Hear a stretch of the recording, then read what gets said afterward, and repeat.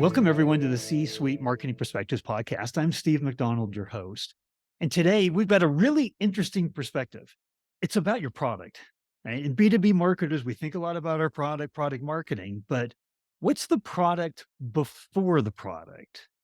We're going to talk about that because there's something that gets us into the conversation so that we get to the point where we actually can talk about our product, our tech, right? And what we're selling. What is that product before the product? And we have on today James Furbush, and James is VP of Marketing and Access One. James, you've been in everything from craft beers to health tech, right, in your career, but you started out in journalism, and you've got a really interesting perspective on content that we want to get into here. But go ahead and maybe expand a little bit first on your background so we get to know you just a little bit better. Yeah, thanks, Steve, for having me on. Yeah, as you said, I'm the Vice President of Marketing at Access One. We're a healthcare fintech company, so we help hospitals and health systems help their patients be able to afford care and pay for it.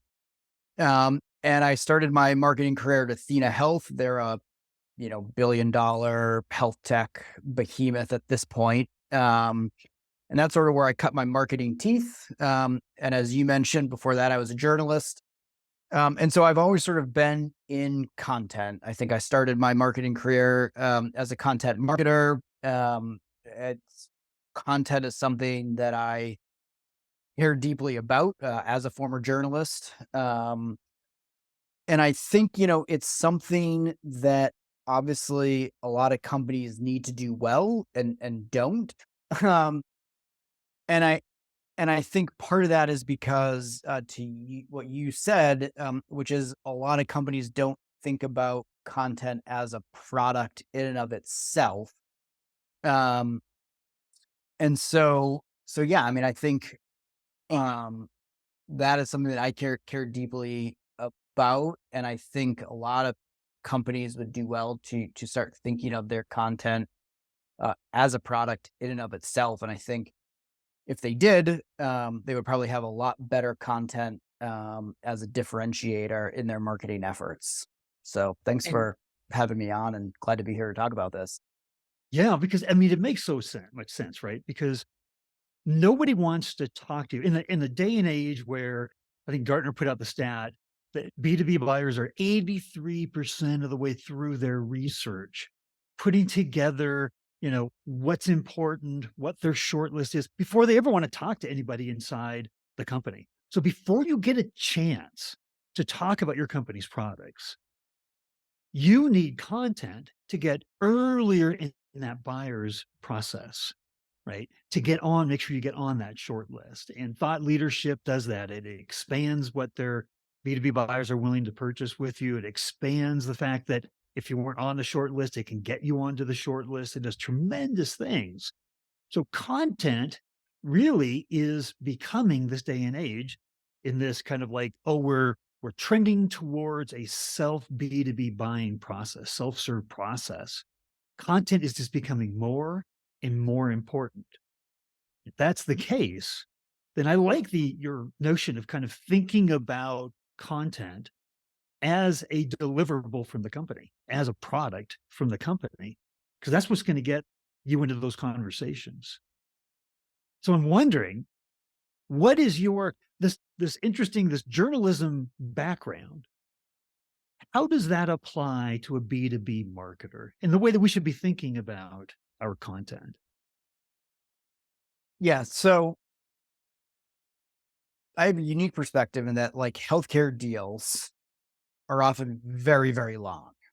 Um, it is not uncommon certainly when I was at Athena Health and certainly now at Access One, if someone can get a deal closed in 8 to 12 months, that is like lightning quick in our industry. So because of that, you have to have a plan to your point, like, keep people engaged, prospects engaged, right, for often a very long time.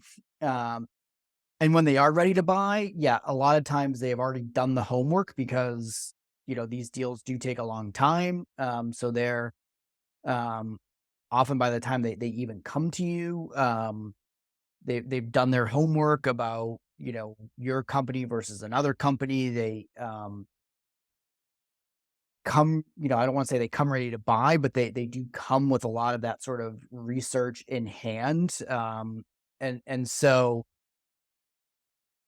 the thing is, you need to have high quality content in order to engage them. You have to have good emails. You have to have just good differentiated content, and that doesn't mean you have to be a media company, right? I think you hear this a lot of from the group speak on LinkedIn, which is like, if you're in B2B, you got to become a media company. And I don't think like you necessarily have to be a media company, but what I do think you have to have is a plan for delivering lots of high quality content um, over and over again. And when I say your content is your product, I think when you think about it as your product, when you think about how you put a lot of care into the information you are putting out, how you're delivering that information, I think it does change the way in which you approach the sort of creation of that content, versus, hey, I'm just going to do this sort of like 30 keyword stuffed article in the hopes that like Google will pick it up and someone will find my company. I think the way in which you sort of create content and how you think about how you create content has changed. And if you think about it from that perspective, yeah, you start to sort of move more into toward the high quality content. How do we do multimedia content? How do we distribute it on a ton of different channels and have that sort of message resonate in a lot of different mediums? It does sort of change how you go about thinking about how you're going to kind of create that content in a lot of ways.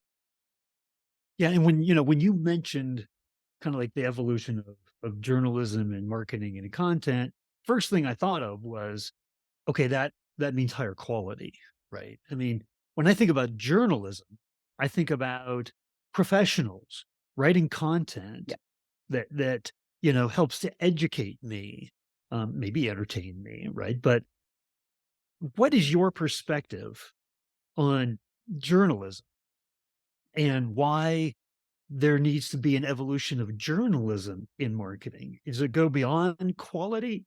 Or is there another dynamic to that, an element to that? Yeah, I mean, so yes, I think it's not just about quality. When I say quality, um, like I think one of the things that journalists understand, media companies understand, is that they are, so when your content is your product, you have to build trust with your audience, right? You have to have um you have to some degree have uh content articles with a POV. You have content that involves your audience, right? So you think about like any oftentimes those articles have sources, right? They have like vetted people in the industry who are interviewed for their expertise on a certain given topic. Um and so it's not just about higher quality, but it's the way in which you produce content. It's the way in which that content is fact checked for its relevancy, for the information that it's being put out into the world. So there's a lot of things behind the scenes that happen as a result of how that content is created, that builds trust, that builds credibility. But yes, like entertains as well, to a degree. But I think also how that content, the information that's being put out, Yeah, I think there's certain things that journalism and media publications do that, marketing companies, you know, they're starting to dip their toes in it, but I think it's about more than just, um, let's put out a whole bunch of content and act like a streaming platform or try to entertain. Like I do think, um, at least in healthcare particularly, um, there's a lot going on, and I think that there's a lot that goes into creating a piece of content that sort of builds that trust and affinity with your audience. And so that's what I sort of mean by, quality and that, um, yeah, I think here's a big takeaway that I heard there, right? Because I'm thinking, I'm kind of a news junkie, I'll yeah, watch the CNNs, the MSNBCs of the world, right? Something that's happening, they'll bring on their panel of experts and they'll all discuss it, yes, right? So one of the things about journalism is bring bringing together for us all these different perspectives, right? And when you said that, what it made me think about is like what we're doing right here, right in this podcast, right? For every B2B company, there is an unlimited number of experts with different perspectives, different points of views that literally we can have discussions like we're having right here, right? And that our audience gets to listen into. But we're the brand bringing those conversations in, and they can certainly support, the position, the point of view that we have in the marketplace, right? But it can also expand beyond that.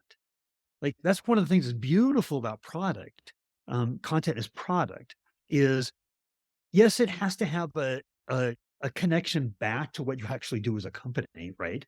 But if it fits the bill of educating our customers, right? Giving them a different point of view, a different way to think about their jobs and how to accomplish it, especially if it's by the community of their peers, right? Because now it's a bunch of people we're having discussions with that are, in the mold of our customers, and we're bringing that to them and our prospects, right? We're helping them because we're giving a voice to how others in the industry are tackling the problems, solving it, solutions they're using, innovative ways that they're going at that. So when you said in journalism, one of the big things that happens is you interview people, you bring in important perspectives, right? CNN doesn't own all the perspectives in the world, right? But they have a good platform they've created. You as a company don't have to be the subject matter expert of everything that's going on in your industry, but you can be the conduit to it, right? Does yeah, that and yeah, and I think, far better to look. I mean, your buyer, our buyer, my buyer, our buyers don't. I don't think maybe it's changing somewhat, but like they don't want to necessarily hear from a brand, well, right? About my product can increase X by Y% and blah blah blah. I think like most people are kind of wise to that. Um, and I think when you approach your content as a conduit, as a your brand is bringing different conversations to happen for your buyer. Um, yeah, you become a little bit more trusted, right? You become the place that can provide a different perspective and how they approach their job. Yeah, I think it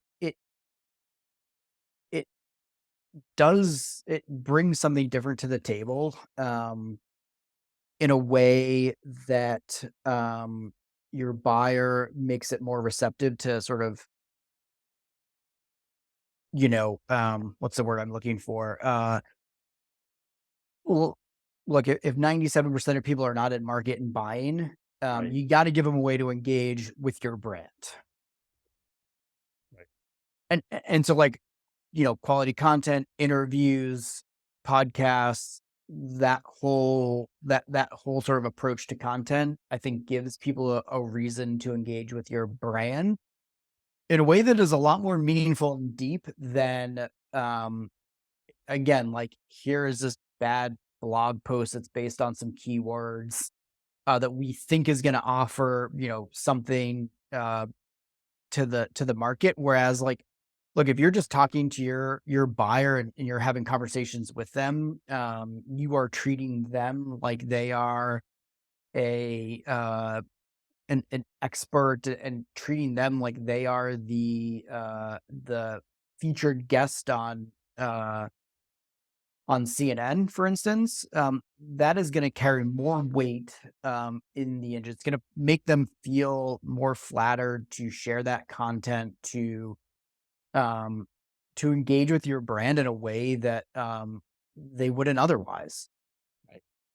I mean, you just hit on a really, I think, important subject matter, right? Which is inviting your clients onto your podcast, especially the ones that are the biggest priorities for cross sell and upsell. I mean, everybody, when we're in charge of marketing, that means that we're revenue focused, right? And so we have to figure out how, at the end of the day, are we getting, we're being judged on creating increased revenues for the company. So the one of the biggest sources is existing customers. So, you know, customer marketing is a big deal. And if you can bring on, to your point, a customer onto your podcast and give them this platform, that says, hey, your insights, your knowledge is important for the rest of the folks like you in the ICP, right? Your community, you're doing something pretty tremendous for them. And they always appreciate it. Right. And that just creates a different dynamic in the relationship, you know? And, but it gets you a chance in that long ABM sales process that you're talking about, right? If you're cross-selling, upselling, or bringing on prospects, right?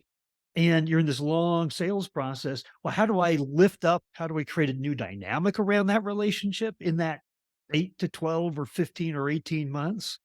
How do I keep staying in touch with them? Because all that content that you create and all the derivations of it and how it gets dribbled out and you tag them, and all of a sudden you're staying in relationship with them for something you did that they really highly valued for them. It has nothing to do with your product, but it has everything about the relationship, right? And as long as you're in conversations with them, there's always the conversations before and after the podcasts. And, you know, the important thing is you're actually on the phone with them. You're on a Zoom call, you're video, you have an opportunity to do quite a bit. That that kind of reframes the boundaries of this product before the product, right? It's not just about content for the demand gen machine, right? In the ad campaigns and everything and the email newsletters. It's about actually creating a stronger relationship. ABM sales is about relationships.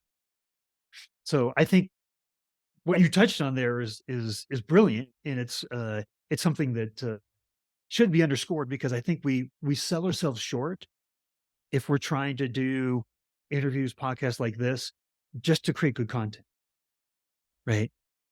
I think it's also about, like, learning too. Um, you have a chance to learn, from your customer or buyer in a way that is about them and their job, and not about you and what you're trying to sell them. And I think that that's a very important distinction to make, because journalists, right, when you are on a beat, when you are, covering an industry, you're constantly in search of learning and sharing what you learn back out into the world. And in a way that, right, is largely agenda free. Now, you can have an agenda attached to it, but by and large, the act of being a journalist is the act of learning and sharing those learnings back out into the world. And when you do that, as a brand, um, you right, when it's not sales motivated, you actually learn that, you might only be a small portion of your customer's world from a from a product standpoint and from a selling standpoint, what you do and the thing that you sell to help make their world better might actually not be like they're 100% of your world, but you're not 100% of their world. Because their job encompasses so much more than just what your product does.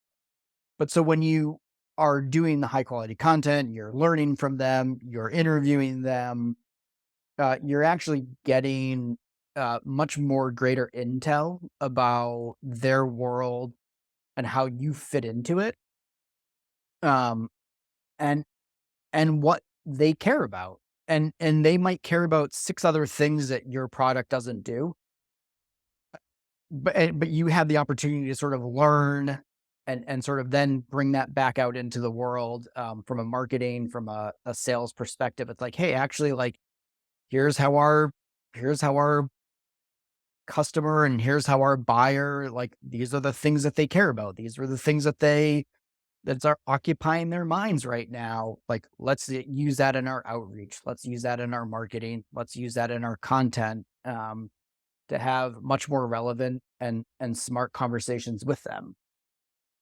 Absolutely. It's when we talk about like the very basic premise, right? Like the product before the product use content. Give me an understanding because we've been talking a lot about that, how it gets used, how it can be created. But I'm going to ask you a question. I'm going to kind of pin you to a very specific rating, right? If I were just to say, hey, James, in your career, your estimation, how important content is at the overall growth and success of the business. One, on a scale of 1 to 10. 1, it's not important at all. 10, it's vital to the growth and success of the business. How would you rate that? Selfishly, I want to say it's a 10. Um, I mean, look, but I would say, look, it's a probably solid 8, right? It's because it's involved in every facet of your go to market. At least for me, from a sales led, I've always been in a sales led motion, right? For the most part. Um, And so maybe it's different if you're in a product led company where you can just get people to sign up and start using your product. But even then, right, if you're getting someone to go from the free tier to the paid tier, like you're probably Right. using a nurture sequence and emails, right, and onboarding to get people into that sort of value. So for me, in sort of that sort of sales led motion, you're constantly right. Sales has to show up in a way that is not just like buy my products. Like, how do you show up on someone's radar and be on someone's radar in a way that is meaningful and not spammy and not obnoxious and offering content, different pieces of content, different value, showing up and offering value every single day. Like that is content. And so like that is, for me, I give it an 8. I wanna say it's a 10. I'm a hard grader, but I do think that content in some shape or form, it permeates everything that you do from a sales and marketing perspective, and so it's enormously valuable. It's probably a 1,500 out of 10, right? Like, you can't actually almost put a grade or a value on it because, um, it is like this is gonna be a bad analogy, but it almost is like, concrete or water, right? It's like a substance that you can easily take for granted that like is in every facet. Like you can't build buildings without concrete, and you can't, build skyscrapers, and you can't so I do think that it's easy to take it for granted, but it is so fundamental to everything that you're trying to do. I mean, you just said in there that, you know, you have to add value on a regular basis, right? So that's what content does. Right? It adds value into the relationship on a regular basis. And it was interesting. We're doing a series that says, what do B2B CEOs want from their CMOs? So I talked to a very, very intelligent gentleman. He's the CEO currently of two international companies, a former CMO. And he said, what I want from my CMO, I want them to add value to my company. So to me, that's the very basis of what we're talking about. When you talk about content is the product before the product is the value in our company, right? That's the way we kind of think about it. So when you liken content to being a product, you liken it to have that level of value, right? So therefore, I mean, I've been in plenty of situations. I did a lot of fractional CMO work where companies would just be like, what can we just, Steve, what can we just kind of churn out? We don't want to bother sales. We don't want to talk to them. We're like, just what we have, we can just kind of do right now. Right. And what you're saying is you've got a process to fill, right? You're procedure driven. And what can we just get in there? Right. Because I know I have a cycle of how much content I need to be producing with in regard to the fact that you wouldn't say that to your chief product officer, right? What are some features we can just roll out so we can promote it? Like, can we just do that? Come on, let's not bug anything. Let's just kind of get some stuff going. Well, No, you and wouldn't do that. you would, and I think that the chief product officer would obviously feel well within their right to say no. Right. Like, no, we're not just gonna like roll out these bad features. And I think like that's the interesting thing about like marketing in general too, is that like you should say no. Like, no, we're not just gonna like roll out this crappy content. No, we're not just gonna not treat this with the respect that it deserves. And I wish like more people would, because I think that that's the difference. In some ways, it's the difference between good marketing and bad marketing, especially in like B2B, where you're just like, man, and you get it, you see it when you're like, man, I see this email and I've gotten this same email from this company like 15 times in a row, and you're like, this is not a good email. Right. And like I sometimes I want to like write back and be like, please just stop. But can you like come up with a new one? Or like you've sent me the same email like 4 times. Like just like be better. Um and and so yeah, I mean I would agree with that wholeheartedly that like you don't just roll out features in a product for the sake of doing it. You shouldn't roll out content for the sake of hitting some keywords or trying to um just because we have to publish a certain thing or we have to send emails.